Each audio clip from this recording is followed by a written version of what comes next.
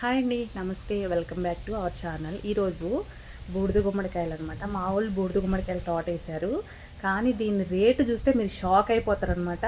KG ₹1, only ₹1 అంటే మీరు నమ్ముతారా? మనకి మార్కెట్లో కాయ వచ్చేసి 200, 300 తీసుకుంటారు. కానీ మన రైతుల దగ్గర కొనాలంటే కేజీ ₹1 అంట. ఇగో చూడండి ఎన్ని కాయలు ఉన్నాయి నా వెనకాల. మీ వీడియో మొత్తం క్లియర్గా చెప్తా అసలు ఎంత రేటు ఏంటి అనేది.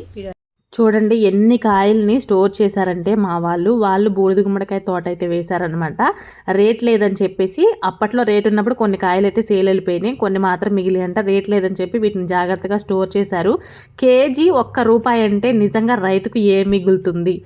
మనకి ఈ కాయలు వేసుకెళ్ళడానికి ఒక వ్యాన్ కావాలి, దానికి వచ్చే కిరాయి కూడా రాదనమాట. అందుకని మన వాళ్ళు స్టోర్ చేశారు, రేట్ వచ్చినప్పుడు అమ్మొచ్చు అని చెప్పేసి. ఒక్కొక్క కాయ 5 కేజీలు, 6 కేజీలు, 7 కేజీలు ఉంటుంది. అంటే కాయ వచ్చేసి ₹5, ₹6 అంటే నిజంగా చాలా చీప్ అండి.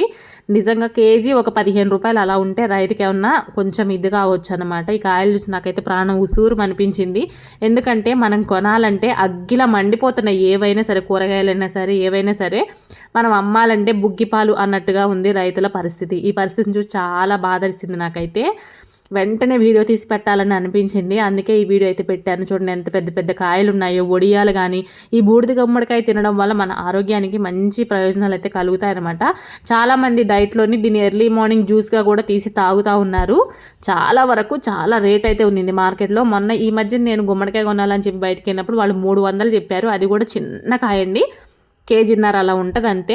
₹280 ఇస్తా ఉన్నారు, ఒక ₹20 తగ్గించి. అట్లాంటిది ఈ కాయ మనం రూపాయికి ₹5 ఇవ్వాలంటే నిజంగా రైతులు ఎంత నష్టపోతున్నారో ఆలోచించండి. ఈ వీడియో చూసి మీకు అందరికీ ప్రతి ఒక్కరికి ఏమనిపించింది అనేది కామెంట్ చేయండి. నిజంగా ఈ రేటు రైతులకి ఎంత నష్టాన్ని కలిగిస్తుందంటే ఒక్కొక్కసారి అటు అవుతుంది, ఒక్కొక్కసారి ఇటు అవుతుంది. మరీ ఇంత దారుణం అయితే ఉండకూడదు అనమాట. చూడండి ఎంతెంత పెద్ద పెద్ద కాయలు ఉన్నాయో.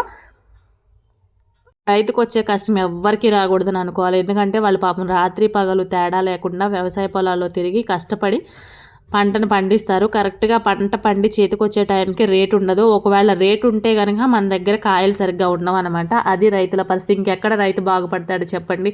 ఏదో అక్కడో ఇక్కడో కొంచెం ఏదో రైతులు అటో ఇటో ఒక్కోసారి అదృష్టం తగిలి అటు ఇటు వస్తూ ఉంటాయన్నమాట.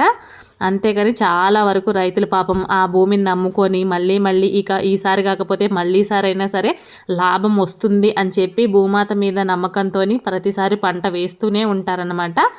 నిజంగా ఈ వీడియో మీ అందరికీ కనుక నచ్చుంటే రైతుల కోసం ఒక లైక్ చేయండి. అలాగే మీకు ఏమనిపించిందో కామెంట్ చేయండి. ₹1 గుమ్మడి. ఈ వీడియో కనుక మీకు నచ్చితే మన ఛానల్ని